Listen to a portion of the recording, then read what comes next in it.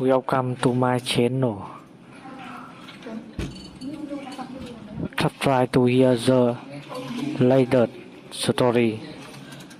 I watched my 8-year-old son Danny's precious birthday drawing for Grandma get thrown into the fireplace by my teenage nephew Tyler at my mother's 70th birthday party. The entire family laughed as Danny's artwork burned. My heart shattered watching my sensitive son's face crumble. When my father later texted demanding I skip Christmas to avoid making things uncomfortable, I responded with a cryptic message about funding that sent shockwaves through my family. By 1 in the morning, my phone exploded with 27 missed calls as dark family secrets began unraveling. The October afternoon sun filtered through the maple trees as I pulled into the familiar driveway of my childhood home in suburban Cleveland.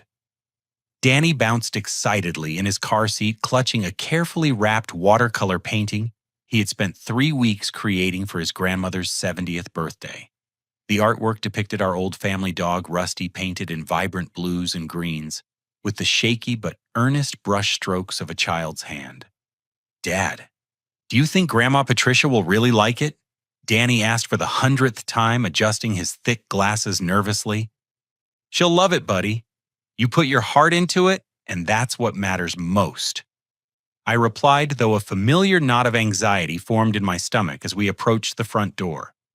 The house buzzed with family chatter as we entered. My mother, Patricia, beamed in her floral dress, surrounded by relatives I hadn't seen since last Christmas. The living room overflowed with wrapped presents, flower arrangements, and the rich aroma of her famous pot roast. Danny immediately grew quiet, overwhelmed by the crowd of adults who barely acknowledged his shy wave.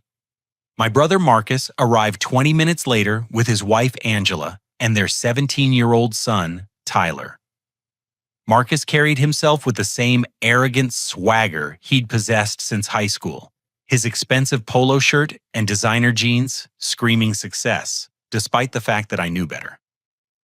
Angela followed behind, her perfectly styled blonde hair and manicured nails, suggesting a lifestyle that always seemed slightly beyond their actual means. Tyler burst through the door like he owned the place, immediately demanding attention from everyone in the room. At 6 feet 2 inches, with the broad shoulders of a varsity football player, he towered over Danny and most of the other children present. His loud voice cut through conversations as he bragged about his recent performance on the field and his acceptance to several prestigious colleges. "There's my favorite grandson," Patricia exclaimed, wrapping Tyler in an enthusiastic hug, while barely glancing at Danny, who stood quietly beside me. Uncle Robert and Aunt Susan arrived with their adult children Jake and Emma, along with Emma's twin 5-year-old daughters Madison and Grace. The house quickly filled to capacity as 3 generations gathered to celebrate Patricia's milestone birthday. Everyone seemed to naturally gravitate toward Tyler, laughing at his jokes and praising his accomplishments, while Danny remained invisible in the corner. As the afternoon progressed, I watched Danny's shoulders slump lower with each passing hour. Nobody asked about his artwork or showed interest in his quiet observations about the family photos lining the hallway. Instead, the adults focused entirely on Tyler's football stories, his scholarship opportunities, and his plans for college next year. When gift opening time arrived, Patricia settled into her favorite armchair while the family gathered around. Tyler positioned himself directly beside her, making jokes and comments about each present as she unwrapped them. Danny waited patiently for his turn, clutching his modest wrapped painting with trembling hands. "What's that little thing?" Tyler asked dismissively when Patricia finally noticed Danny's gift. "It's something very special I made for Grandma," Danny whispered carefully, placing the painting in Patricia's hands. Patricia unwrapped the watercolor slowly, her face softening genuinely for the first moment all day. "Oh, Danny, this is beautiful. You painted Rusty perfectly. Look at those colors." For a brief moment, my heart lifted, seeing my mother's authentic appreciation for my son's artistic talent.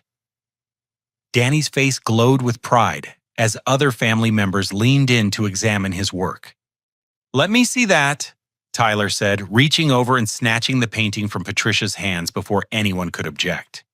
He held the delicate watercolor up to the light, examining it with exaggerated scrutiny while the room fell silent. "This is supposed to be art," he said loudly, his voice dripping with mock confusion. "It looks like kindergarten garbage. The dog doesn't even look like a real dog." A few nervous chuckles rippled through the room, but I felt my jaw clench with anger. "Tyler, give that back to your grandmother," I said firmly. "Oh, come on, Uncle Leon, I'm just having some fun," Tyler replied with a smirk that reminded me exactly of Marcus at that age. Danny needs to learn that not everyone's going to pretend his little scribbles are amazing. "That's enough," I said, standing up and extending my hand for the painting. But Tyler had already made his decision. In one swift motion, he strode over to the blazing fireplace and hurled Danny's precious artwork directly into the flames.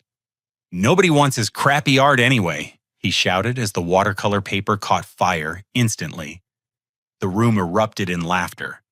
Not the uncomfortable, nervous kind that might have shown some awareness of the cruelty, but genuine belly laughs, as if Tyler had just delivered the punchline to the funniest joke they'd ever heard. Marcus laughed so hard he nearly choked on his beer. Angela giggled behind her hand. Even Jake and Emma snickered, while their own young children watched in confusion. I stared in complete shock as 3 weeks of my son's careful work turned to ash in seconds. Danny's face went completely white, then crumpled, as tears began streaming down his cheeks. Without a word, he turned and ran upstairs, his footsteps thundering through the ceiling as he fled to the guest bedroom. "Danny, wait." I called after him, but he was already gone. "Leon, sit down," my father William commanded from his position near the mantel. "You're overreacting to a little teenage fun. Danny needs to toughen up if he's going to survive in the real world." "Teenage fun," I repeated incredulously. He just destroyed something my son spent weeks creating. "It was just a silly drawing," Patricia said dismissively, already moving on to the next gift, as if nothing had happened. "Boys will be boys, and Tyler was just teasing his little cousin. Danny's too sensitive for his own good." Marcus clapped Tyler on the shoulder approvingly. "Good one, son." The kid needed a reality check about his artistic talents. I looked around the room at these people I'd known my entire life, searching for even one face that showed understanding of what had just occurred. Instead, I saw only indifference, amusement, and the kind of casual cruelty that my family had always disguised as humor. "I should go check on Danny," I said quietly. "Let him cry it out," William replied. "Coddling him isn't going to prepare him for life's disappointments." As I climbed the stairs to comfort my devastated son, I could hear the party continuing below, as if nothing had happened. Tyler's voice boomed with pride as he recounted his football highlights, while my 8-year-old boy sobbed into a pillow upstairs, wondering why his own family seemed to hate him. I found Danny curled up on the guest bedroom's floral comforter, his small body shaking with silent sobs. His thick glasses lay beside him on the nightstand, and his face was buried deep in the pillow as if he could disappear entirely from this cruel world. "Danny," I said softly, sitting on the edge of the bed and placing my hand gently on his back. He looked up at me with red, swollen eyes that held a pain far too mature for his 8 years. "Dad, why do they hate me so much?" The question hit me like a physical blow because I realized I didn't have a good answer. How could I explain to my sensitive, artistic son that his own family saw his gentle nature as a weakness to be mocked rather than a strength to be cherished? They don't hate you, buddy. They just don't understand how special you are." I said, though the words felt hollow even to me. "Tyler always says mean things to me at family parties," Danny whispered. "Last Christmas, he told everyone I was weird for liking art instead of sports. At Easter, he said I looked stupid in my glasses. And now he burned my painting that I made with love for Grandma." As Danny spoke, Memories began flooding back. Incidents I had dismissed as isolated moments of teenage rudeness suddenly formed a clear pattern of systematic bullying that had been happening right under my nose. Tyler's jokes about Danny's appearance, his constant interruptions when Danny tried to speak, his deliberate exclusion of my son from games and activities during family gatherings. "Dad, do you think my art really is crappy?" Danny asked, his voice barely audible.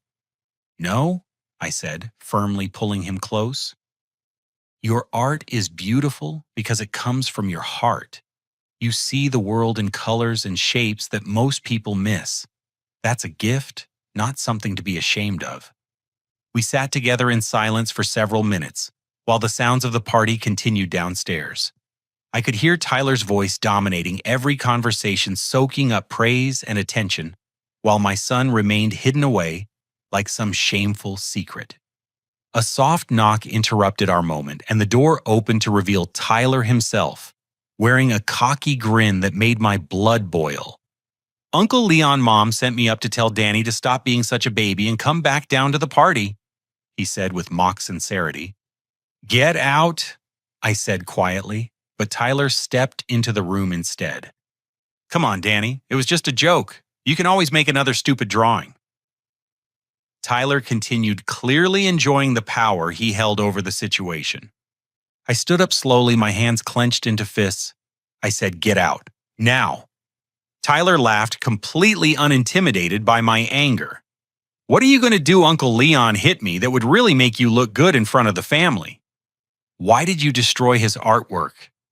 I asked, stepping closer to this 17-year-old who seemed to take genuine pleasure in tormenting an 8-year-old child, because weird kids like Danny deserve to be put in their place. Tyler replied with stunning honesty. "He walks around here thinking he's some kind of artist, but he's just a weirdo who can't even play sports or talk to people normally. Someone needs to teach him that the world doesn't care about his feelings." The casual cruelty in Tyler's voice revealed something far more disturbing than teenage immaturity. This was calculated bullying, designed to break down a sensitive child's self-esteem, and he felt completely justified in his actions. "Tyler, get downstairs right now." Marcus's voice boomed from the hallway. "Sure thing, Dad," Tyler said cheerfully, then leaned closer to Danny. "Next time, try finger painting. That's more your speed." After Tyler left, I held Danny while he cried fresh tears. 20 minutes later, I carried my exhausted son downstairs where the party was winding down. Family members were gathering their coats and saying their goodbyes, completely oblivious to the emotional damage that had been inflicted upstairs. "There you are," Patricia said brightly when she saw us. "Danny, sweetie, don't let Tyler's teasing bother you. He's just being playful." "Playful," I repeated. "Boys rough house with each other," she continued. "Tyler didn't mean any harm. You're making too big a deal out of this, Leon." Marcus approached with Tyler beside him, both wearing satisfied expressions that suggested they felt the incident had been handled perfectly. "Leon, you need to teach Danny how to take a joke," Marcus said condescendingly. "If he's this sensitive over a little teasing, he's going to have real problems when he gets older." "Tyler wasn't teasing," I replied. "He was bullying an 8-year-old child." "Bullying?" Angela laughed as she joined the conversation. "Tyler's not a bully. He's one of the most popular kids in his school. He was just trying to help Danny toughen up." I looked around at these adults who were supposed to protect children, not enable their tormentors. Every single one of them had watched a teenager destroy a child's artwork and then blamed the victim for being upset about it. "We're leaving," I announced, gathering Danny's jacket. "Don't be so dramatic," William said dismissively. "This is exactly the kind of overprotective parenting that's making Danny so fragile." As we walked to our car, I could hear Tyler laughing loudly about something, while the adults praised his confidence and charisma. Danny buckled himself into his car seat without saying a word, staring out the window with the hollow expression of a child whose trust has been shattered. That night, after putting Danny to bed with extra hugs and promises that his art truly was beautiful, I sat in my living room replaying the entire evening. My phone buzzed with a text message from William that made my blood run cold. "You're making things uncomfortable for everyone. Just skip Christmas this year."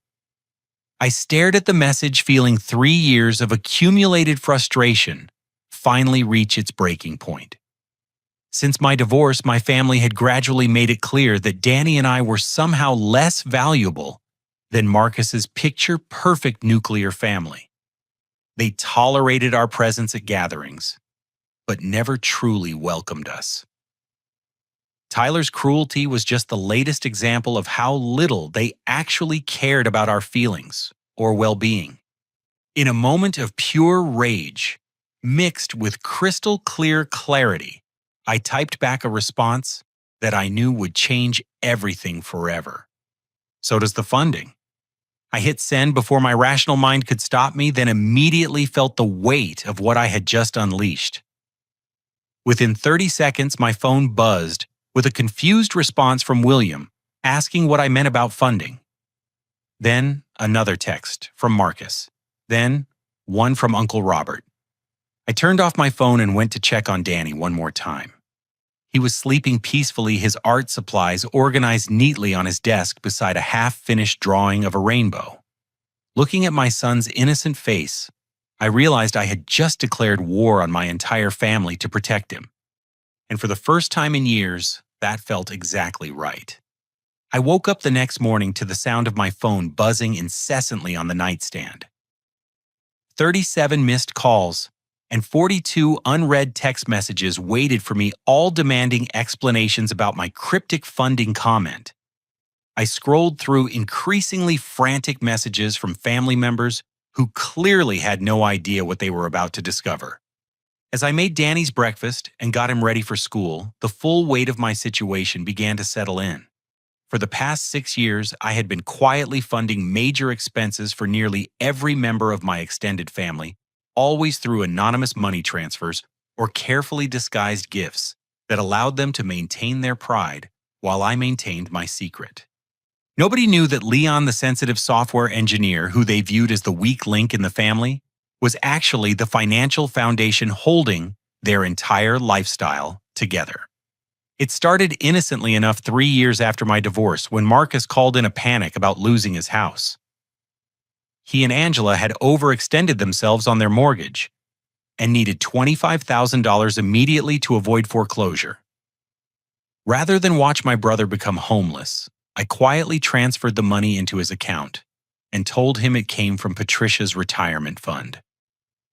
Marcus never questioned the story because it allowed him to avoid admitting he needed help from his younger brother.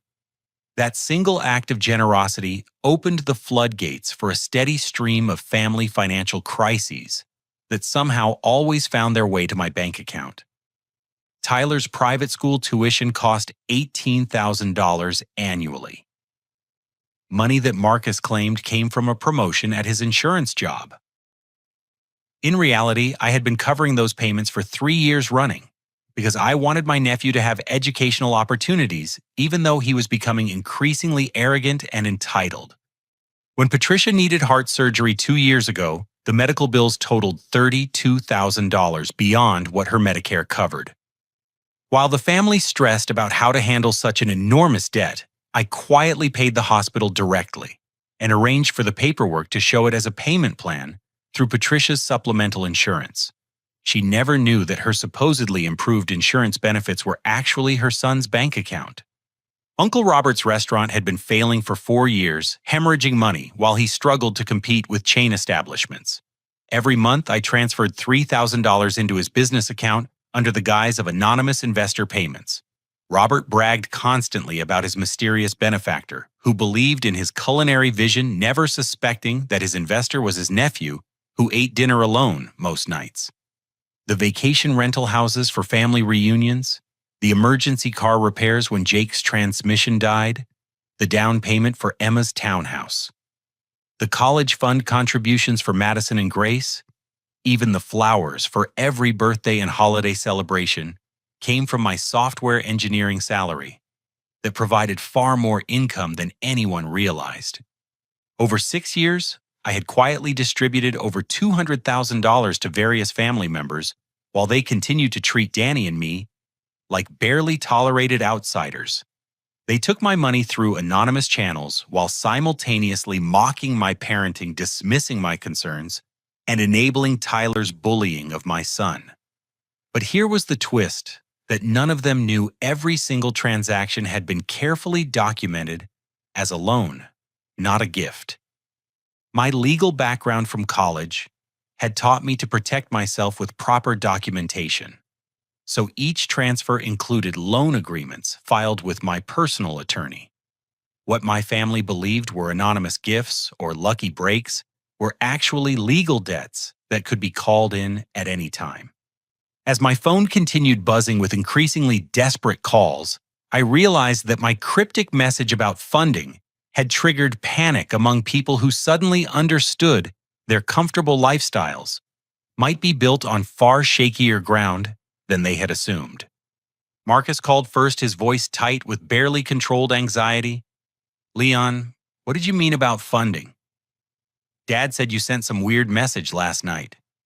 "I think you know exactly what I meant," I replied calmly, surprising myself with how steady my voice sounded. "I have no idea what you're talking about." Marcus lied, but I could hear the fear underneath his bluster. "The $25,000 for your house down payment. The $18,000 annually for Tyler's school. Should I continue?" The silence on the other end stretched for nearly 30 seconds before Marcus spoke again, his voice barely a whisper. "That was you?" "Every penny," I confirmed. And according to my legal documentation, every penny was a loan. I hung up and immediately received a call from Uncle Robert, then one from Patricia, then another from Angela. By 10 in the morning, I had fielded frantic conversations with every adult family member who suddenly realized their financial security was tied directly to the man they had been treating as the family disappointment. Patricia's call was the most heartbreaking because her voice shook with genuine terror about her medical debt. "Leon, please tell me you're not serious about calling in loans. I can't possibly repay $32,000. "That depends entirely on how the family chooses to handle certain behavioral problems," I said carefully. "You mean Tyler's little joke yesterday, honey, that was just boys being boys? You can't hold the family hostage over something so minor." "Minor," I repeated. "Destroying a child's artwork while the entire family laughs is minor. Danny needs to learn that the world isn't going to coddle him forever," Patricia replied, falling back on the same tired justifications. Tyler was teaching him a valuable lesson about resilience. After hanging up, I spent the afternoon researching legal procedures for loan collection while fielding increasingly desperate calls from family members who were beginning to understand the scope of their financial dependence. Marcus called 6 times. Angela called 4 times. Uncle Robert called 8 times, begging me not to destroy his restaurant over what he called a misunderstanding. By evening, the true panic had set in. Marcus showed up at my front door, his face pale and his hands shaking as he realized his mortgage payments depended entirely on my continued goodwill. "Leon, we need to talk," he said, pushing past me into my living room where Danny was quietly working on a new drawing at the coffee table. "Danny, go work on your art in your room for a while," I said gently. After Danny left, Marcus collapsed into my armchair and put his head in his hands. "How long have you been helping us?" 6 years, I replied. $215,000 total. Marcus looked up at me with an expression I had never seen before, complete dependence mixed with genuine fear. "Why didn't you ever tell us?" "Because you never would have accepted help from me directly. Your pride required anonymous assistance. And now you're threatening to destroy us over Tyler's behavior." "I'm not threatening anything," I said calmly.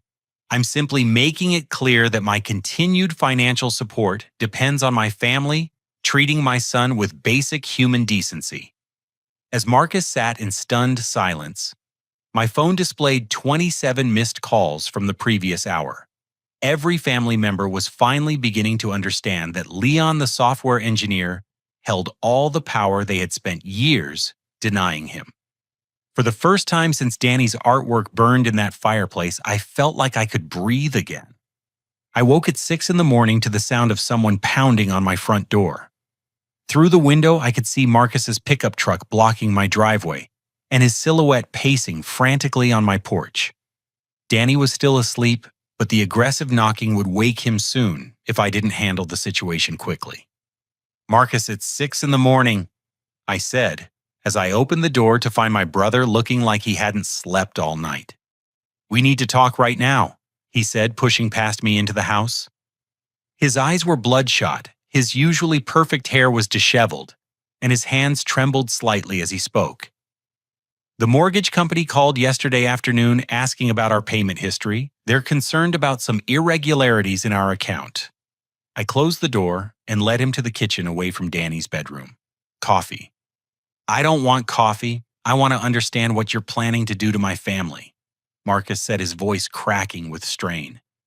Before I could respond, another car pulled into the driveway.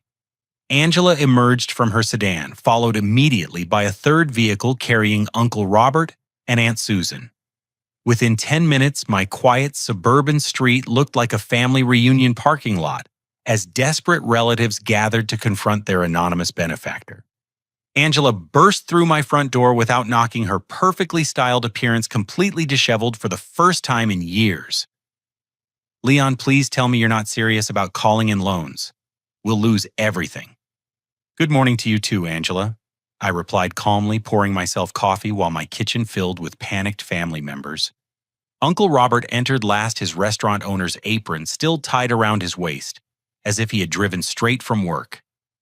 "Leon, we need to discuss this rationally.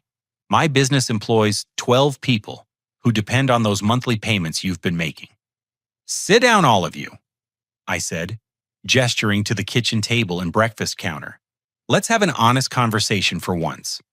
As they settled into chairs, I noticed how different the power dynamic felt compared to every previous family gathering. Instead of dismissing my opinions or talking over me, they hung on every word I spoke. The financial dependency they had discovered overnight had completely shifted our relationships.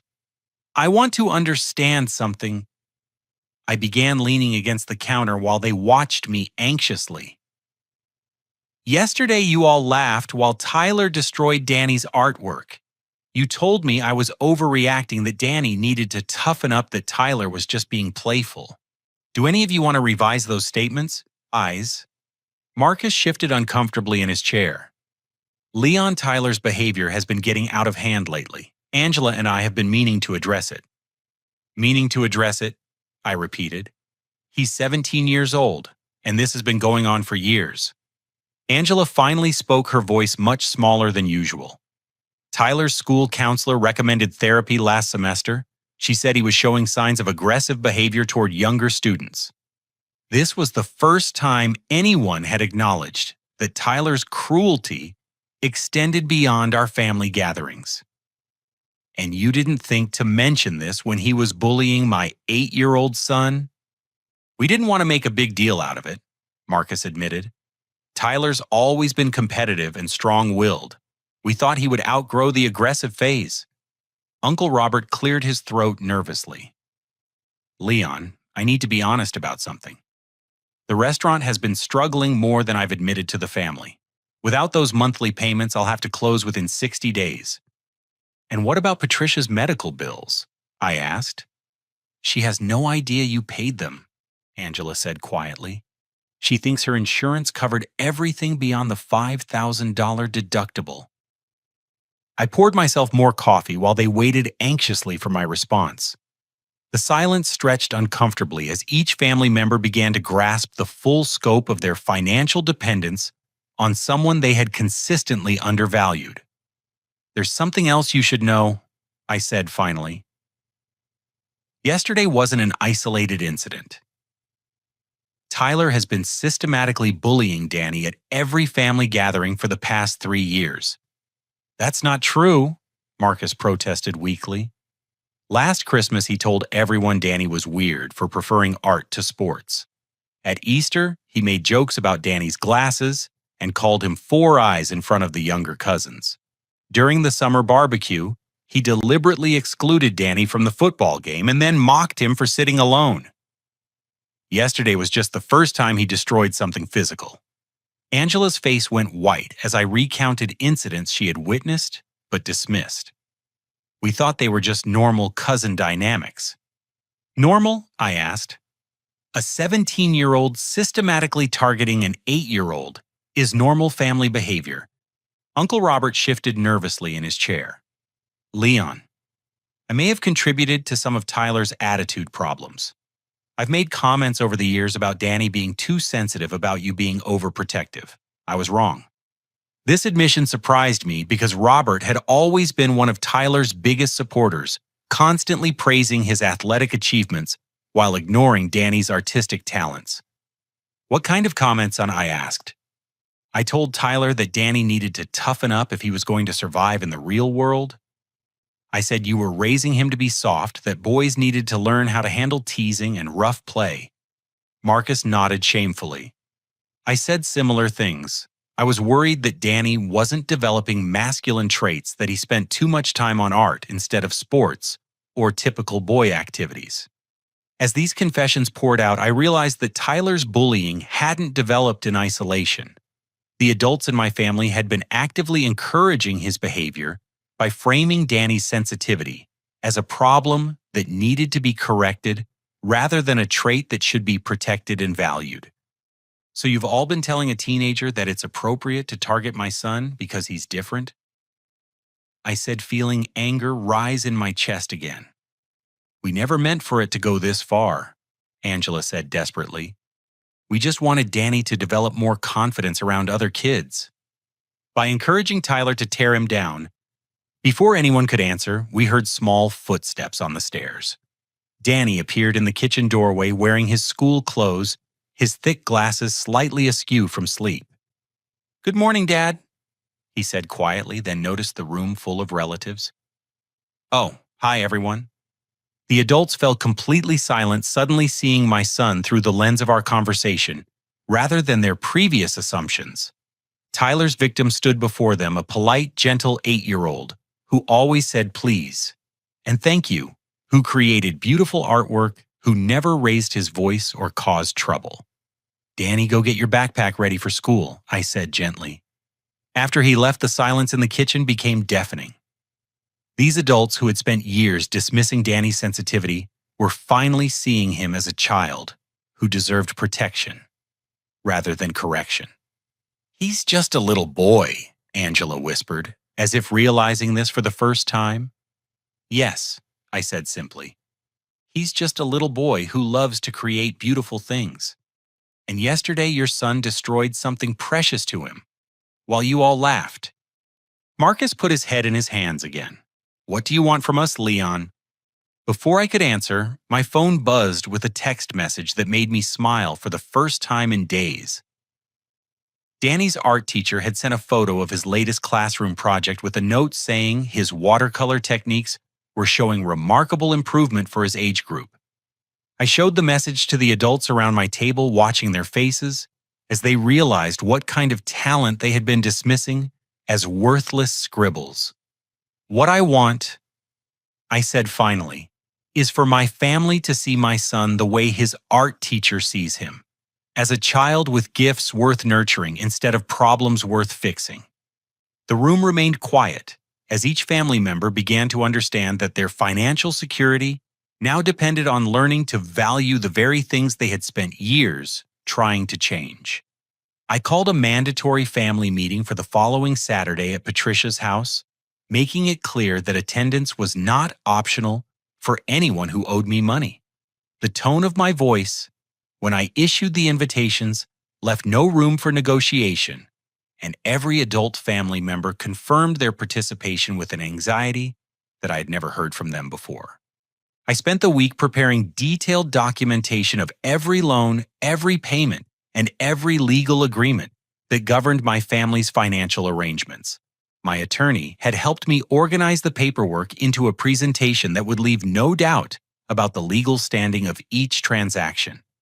Saturday morning arrived gray and cold, matching the somber mood as family members gathered in Patricia's living room. The same space where Danny's artwork had burned 4 days earlier now hosted a very different kind of gathering.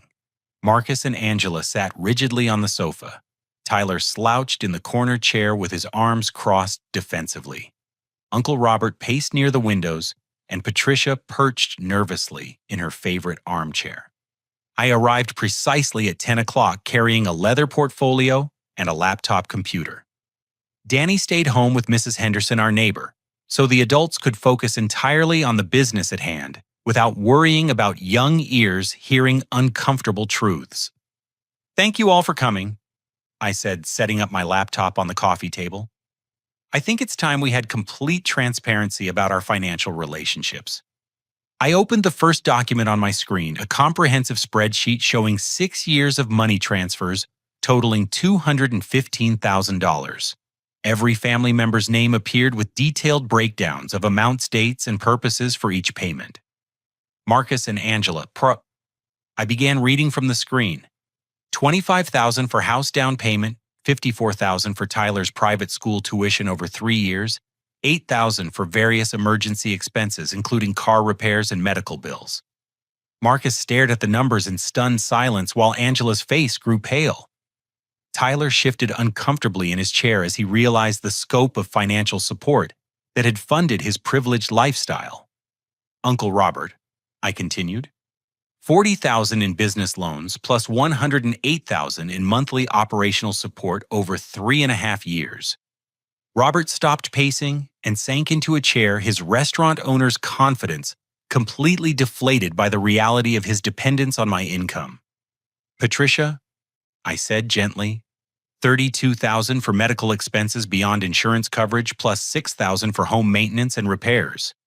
My mother's eyes filled with tears as she understood that her financial security in retirement depended entirely on my continued generosity.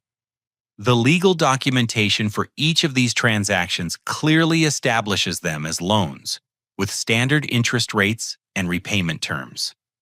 I explained, displaying copies of loan agreements that my attorney had drafted and I had filed legally. Every payment includes specific language about conditions for forgiveness or acceleration of repayment schedules.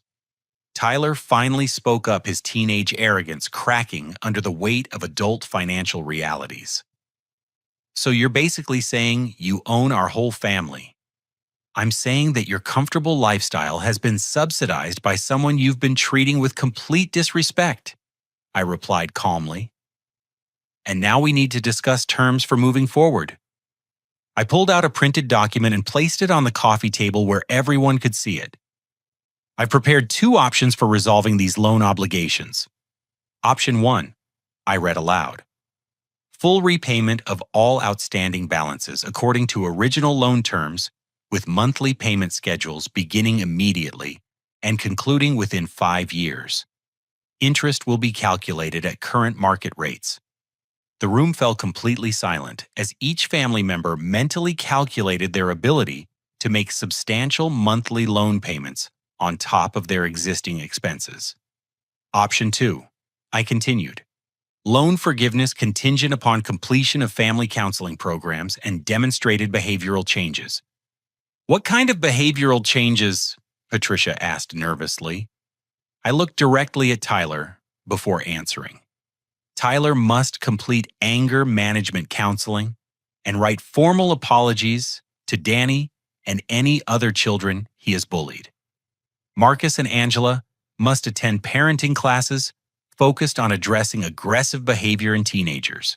The entire family must participate in group therapy sessions designed to improve communication and conflict resolution. Tyler exploded out of his chair.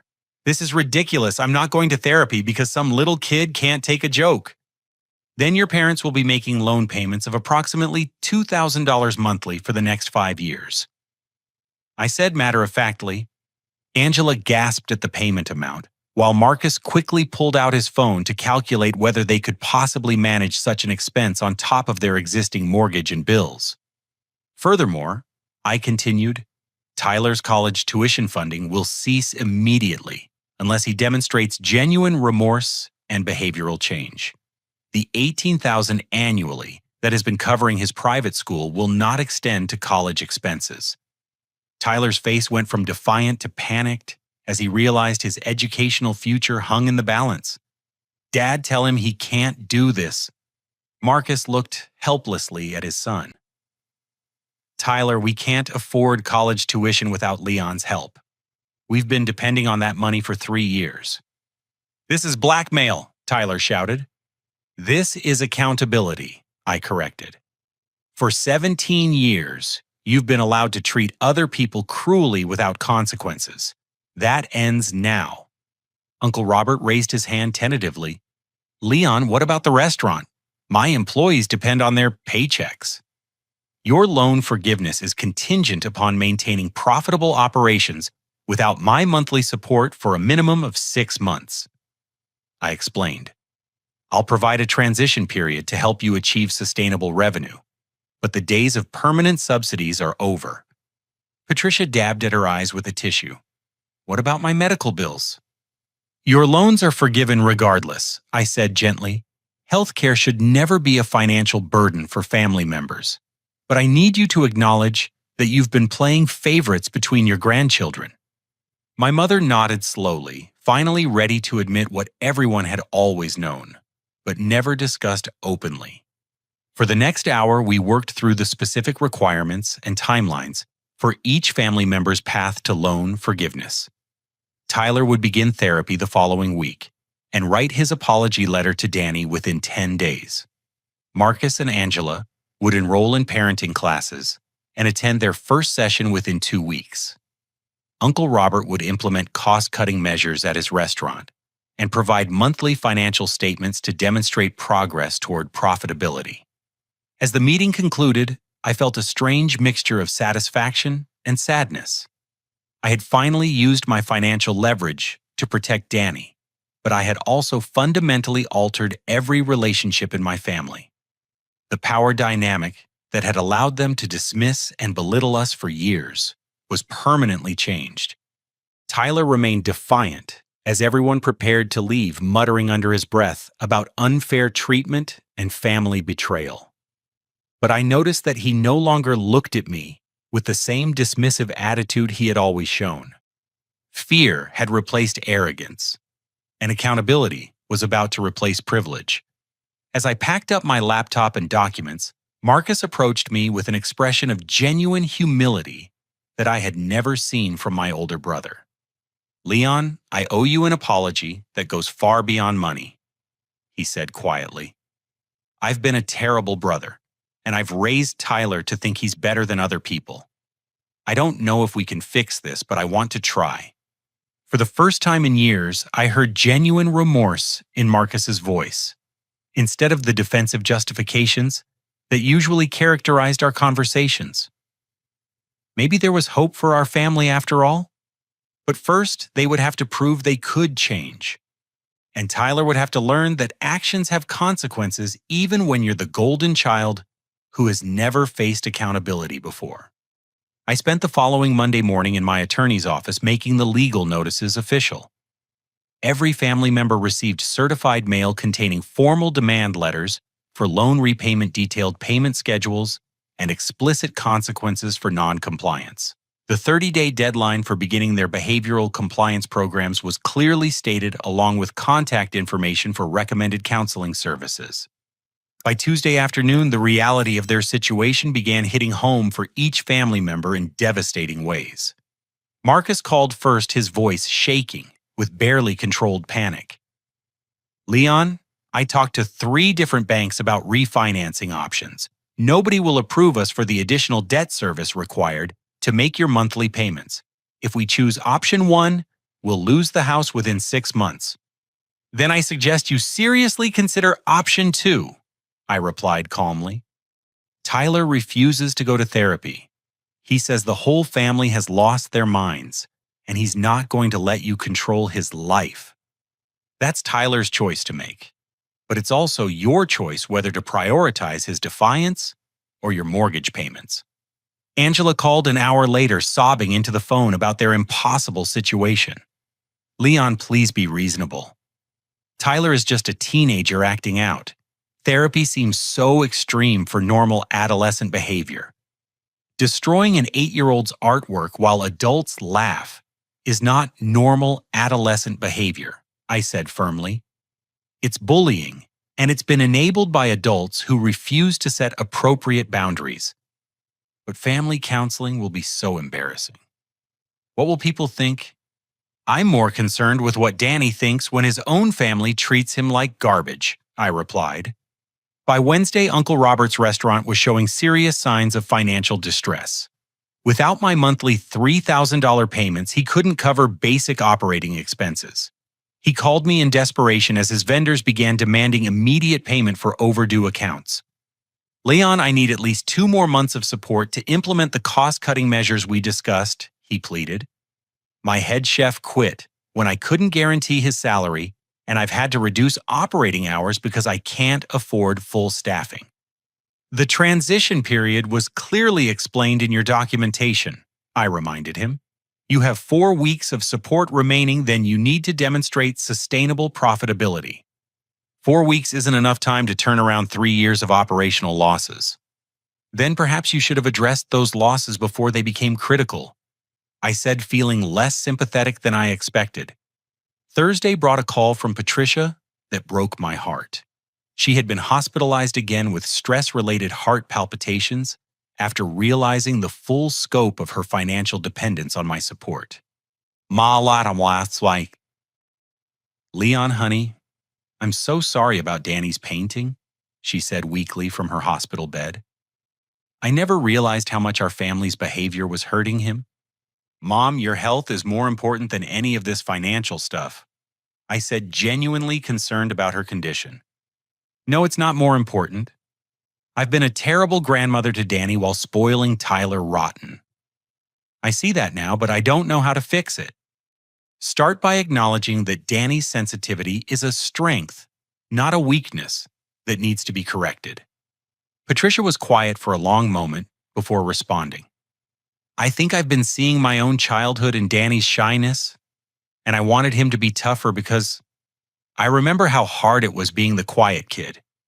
But I was trying to fix the wrong thing, wasn't I? Yes, Mom, you were. By Friday, the consequences of my ultimatum were rippling through my extended family in ways I hadn't fully anticipated. Jake called to inform me that he and Emma were choosing sides, and they had decided to support my position completely. We've been talking to our kids about Tyler's behavior at family gatherings, Jake explained. Madison and Grace both said Tyler has been mean to them too, calling Grace stupid for being shy and making fun of Madison's freckles. We had no idea this was happening. Why didn't you intervene? Because the adults always laughed at Tyler's comments, so we thought they were harmless teasing. We realize now that we were enabling a bully. Emma called separately to apologize for years of dismissing my concerns about family dynamics. Leon, I need you to know that we're willing to help with Tyler's therapy costs, if that's what it takes to change his behavior. Our girls shouldn't have to endure bullying at family gatherings. The most surprising call came Saturday morning from Tyler himself, though his tone remained defiant rather than apologetic. Uncle Leon, this whole thing is insane, he said angrily. My friends think our family is crazy for going to therapy over some stupid drawing. What do your friends think about 17-year-olds who bully 8-year-olds? I asked. Tyler was quiet for several seconds before answering. They don't know about that part. Because you know it's wrong, even if you won't admit it. Whatever. Mom says we might lose the house if I don't do this therapy thing. Is that really true? Yes, Tyler, it's really true. Another long silence, then fine, I'll go to 1 session, but this is totally unfair. Life is unfair, Tyler. Ask Danny about fairness. Sunday brought the most devastating call of all. Marcus phoned to tell me that Tyler had been suspended from school for 3 days after getting into a physical altercation with a freshman who reminded him of Danny. The other kid was working on some art project for extra credit, Marcus explained. Tyler made some comment about it being stupid. The kid told him to mind his own business, and Tyler shoved him into a locker. Is the other child okay? He's fine physically, but his parents are talking about pressing charges. Tyler could face assault charges if this escalates. For the first time since this whole situation began, I felt genuinely sorry for Tyler. His learned pattern of targeting gentle artistic kids had finally resulted in real legal consequences that could affect his future permanently. Marcus Tyler needs professional help immediately. This isn't about loan payments anymore. Your son has a serious problem with aggressive behavior that's getting worse instead of better. I know, Marcus said quietly. We've made an appointment with a therapist for tomorrow morning. Angela and I are also starting family counseling this week. As Sunday evening approached, I reflected on the week that had transformed my family's entire power structure. Money had revealed who people truly were when their comfortable assumptions were challenged. Some family members were rising to meet the challenge with genuine efforts to change, while others were still focused primarily on avoiding consequences rather than addressing their behavior. But for the first time in years, Danny's well-being was being prioritized over Tyler's preferences. My son's right to feel safe and valued in his own family was no longer negotiable, and everyone knew it. The phone calls would continue, the therapy sessions would begin, and the real work of rebuilding our family relationships was just starting. But the days of Tyler's unchallenged bullying were finally over. And that felt like the beginning of justice for my gentle, artistic son, who had endured too much cruelty for far too long. 6 months later, I called a second family meeting to evaluate everyone's progress and make my final decision about loan forgiveness and our future relationships. The November afternoon sun streamed through Patricia's living room windows as family members gathered once again. But the atmosphere felt entirely different from our confrontational meeting in spring. Tyler arrived first with Marcus and Angela, and I was struck immediately by the change in his demeanor. The aggressive swagger was gone, replaced by something that looked almost like humility. He had completed 12 weeks of anger management therapy, written formal apologies to Danny and 3 other children he had bullied at school, and was now volunteering at a local community center, teaching art classes to elementary school children. Uncle Leon, Tyler said quietly as he entered. I wanted to talk to you before everyone else gets here. I nodded, curious to hear what he had learned over the past 6 months of mandatory therapy and volunteer work. I wrote Danny another letter, he said, pulling out a folded piece of paper. Not because I have to, but because I wanted to. Working with the little kids at the community center made me realize how much damage I was doing. I read the letter, which was remarkably different from his original court-ordered apology. This one contained genuine insight about how his behavior had affected younger children, specific examples of changes he was making, and a promise to use his size and popularity to protect rather than intimidate other kids. Tyler, this is really thoughtful, I said, genuinely surprised by the maturity in his writing. The therapy helped me understand that I was bullying other kids because I felt bad about myself, he admitted. When I made fun of Danny's art, I was really just mad that he was brave enough to create something personal, while I was too scared to try anything that might fail. Uncle Robert arrived next, carrying a folder of financial statements that documented his restaurant's remarkable turnaround. After losing my monthly support, he had been forced to completely restructure his business model, eliminate waste, and focus on the menu items that actually generated profit. The result was a leaner operation that was finally self-sustaining. Leon, I brought 6 months of financial records showing consistent profitability, he said proudly. Losing your support was the best thing that ever happened to my business, even though it was terrifying at the time. Patricia entered using a walker, still recovering from her stress-related health problems, but looking more relaxed than I had seen her in years. She had been attending weekly therapy sessions focused on addressing her favoritism between grandchildren and learning to value different types of strengths in children. How's Danny doing with his art classes? she asked me, showing genuine interest in my son's activities for the first time I could remember. He's thriving, I replied. His confidence has improved dramatically since he started feeling supported rather than criticized. Jake and Emma arrived with Madison and Grace, who immediately asked about Danny's latest artwork. The twins had become some of my son's biggest supporters, often requesting to see his newest drawings and praising his creativity with the enthusiasm that his own extended family had finally learned to show. As everyone settled into their seats, I realized that the family gathering felt fundamentally different. Instead of Tyler dominating conversations while adults dismissed children's interests, I observed genuine interactions between family members who had learned to value each other's perspectives. I want to start with Tyler's progress. I announced consulting my notes. The anger management counselor reports excellent participation and significant behavioral improvements.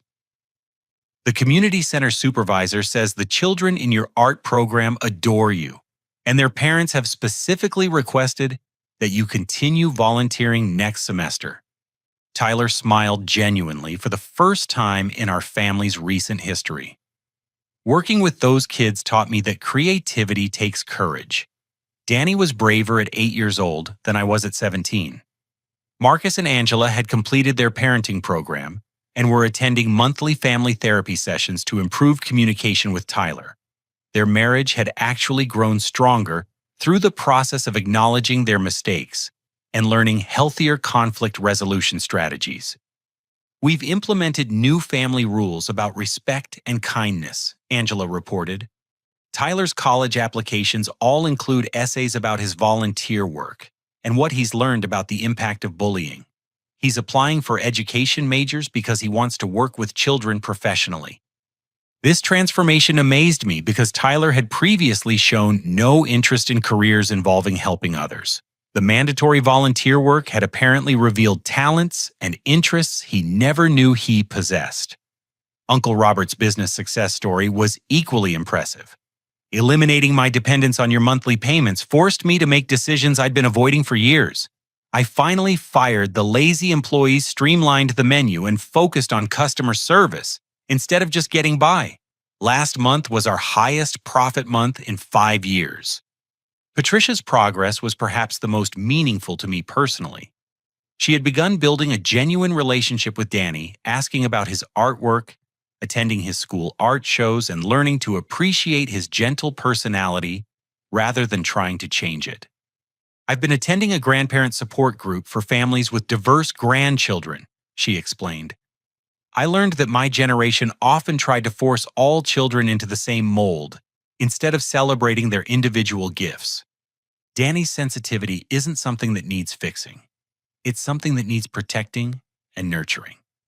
When it came time for my decision about loan forgiveness, I felt genuinely proud of my family's efforts to change, rather than simply avoid consequences. Based on the demonstrated progress over the past 6 months, I'm implementing the following loan forgiveness schedule. I announced reading from my prepared statement. Tyler's college tuition will be fully funded contingent upon maintaining his volunteer work and continuing therapy through his first year of college. Marcus and Angela's home loans are forgiven, but you'll continue monthly family therapy for 1 additional year. Uncle Robert's business loans are forgiven, and I'll provide a small emergency fund for unexpected restaurant expenses, but no more monthly operational support. Patricia's medical debt was already forgiven, and I'm establishing a healthcare fund for any future medical expenses. The relief in the room was palpable, but I also sensed something more important than financial security: genuine family connection, based on mutual respect rather than forced obligation. Danny joined us for dinner that evening, carrying a portfolio of his recent artwork to share with family members who now eagerly anticipated seeing his latest creations. Tyler spent 20 minutes genuinely discussing art techniques, with my son offering encouragement and asking thoughtful questions about Danny's creative process. "Tyler, will you help me with my next painting?" Danny asked shyly. "I want to try making it bigger, but I'm not sure how to plan it out." "I'd love to help you," Tyler replied warmly. Maybe we can work on it together next weekend. Watching my former tormentor transform into my son's supporter felt like witnessing a genuine miracle, though I knew it was actually the result of hard work, professional therapy, and accountability that should have been implemented years earlier. As the evening concluded, I reflected on the profound lessons our family had learned through this difficult process. Money alone had never bought love or respect, but it had revealed who people truly were when their assumptions were challenged. Sometimes protecting the people we love requires dismantling systems that enable harm, even when those systems exist within our own families. Tyler's artistic sensitivity, once viewed as a weakness to be corrected, had become a source of connection and strength for our entire family. His capacity for forgiveness had taught adults important lessons about grace and second chances. My willingness to use financial leverage had forced everyone to confront uncomfortable truths about favoritism enabling and the difference between genuine support and harmful coddling. Most importantly, Danny was thriving in an environment where his gifts were celebrated rather than criticized, where his gentle nature was protected rather than mocked, and where family gatherings felt safe rather than threatening. Uncle Robert's restaurant was busier than ever, with Tyler helping during summer breaks and Danny contributing artwork for the children's menu.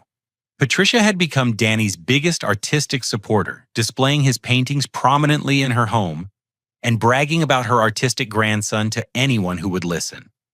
Marcus and Angela had become advocates for anti-bullying programs at Tyler's school, using their family's experience to help other parents recognize and address aggressive behavior in teenagers. The financial foundation I had quietly provided for years was no longer necessary because each family member had developed the skills and self-awareness needed to manage their own lives responsibly. The relationships I had built through anonymous generosity were replaced by authentic connections based on mutual respect and genuine care. Looking at Danny's confident smile as he showed his artwork to relatives who now appreciated his talent, I realized that the most valuable investment I had ever made wasn't the $200,000 in family loans. It was the courage to demand that my son be treated with the dignity and respect every child deserves. Sometimes love requires setting boundaries that feel harsh in the moment, but create space for genuine healing and growth. Our family had learned that accountability isn't punishment when it leads to positive change, and that protecting the vulnerable sometimes means confronting the powerful.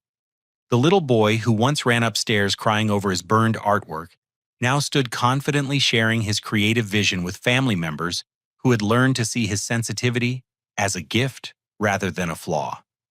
And that transformation was worth every difficult conversation, every uncomfortable confrontation, and every moment of uncertainty about whether our family could change. True strength isn't staying quiet to maintain false peace. It's speaking up to create authentic love based on respect, understanding, and the recognition that every family member deserves to feel valued for who they truly are. Have you ever had to set difficult boundaries with family members to protect someone you love? How do you think families can better support children who are sensitive or different from the norm? I'd love to hear your thoughts in the comments below. If this story resonated with you, please like this video and subscribe for more real-life stories about family dynamics, personal growth, and finding the courage to stand up for what's right. Share this with someone who might benefit from hearing about the power of setting healthy boundaries, even in the most challenging family situations. Thank you for listening, and remember that every child deserves to have their unique gifts celebrated and protected.